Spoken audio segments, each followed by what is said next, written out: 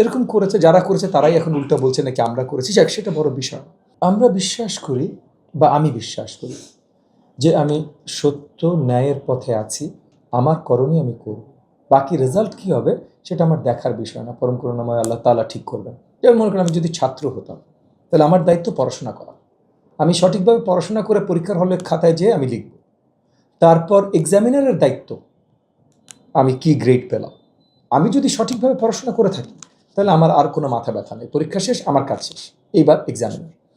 সেমভাবে আমরা জনতার কাছে গেছি শেষ মুহূর্ত পর্যন্ত, যেন, কারণ অনেক প্রচেষ্টা হয়েছে, মানে আমার অনেক লোক আহতও হয়েছে, অনেক প্রচেষ্টা হয়েছে নকল ভোট দেবার, অনেক প্রচেষ্টা হয়েছে সেন্টার দখল করবার, এবং আপনারাই কয়েকজন আমাদের মিডিয়া ভাই, সাহসী ভাই ও বোনেরা সাহসী ভূমিকা রেখেছেন, যে ওই যে যারা ভোট চুরি করতে চেষ্টা করছে সেগুলো ফুটেজ আমাদের কাছে ধরিয়ে দিয়েছেন আপনারা।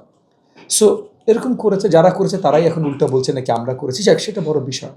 বিষয়টা হলো যে ওই জায়গাগুলোতে আপনার কেন্দ্রগুলোকে সুরক্ষা দেয়া বা চেষ্টা করা, সেটা আমাদের দায়িত্ব ছিল। শেষ মুহূর্ত পর্যন্ত আমরা এগুলো করেছি। বাকি রেজাল্ট যাই আসতো আমরা মেনে নিতাম। আল্লাহ তাআলার অশেষ রহমত আমাদের পক্ষে এসেছে। তার মানে জনতা আমাদের পক্ষে ছিল, আমরা মেনে নিয়েছি, এখন জনতার জন্য কাজ করব। যদি অন্য কিছু আসতো তাহলে সেটা মেনে নিয়ে সেই দাগে জনতার জন্য কাজ করতাম। আমি প্রথম থেকে বলেছি, যতক্ষণ পর্যন্ত রেজাল্টটা স্বচ্ছ এসেছে, যার পক্ষেই আসুক, এটাই গণতন্ত্র, আমি মেনে নিতে পারতাম।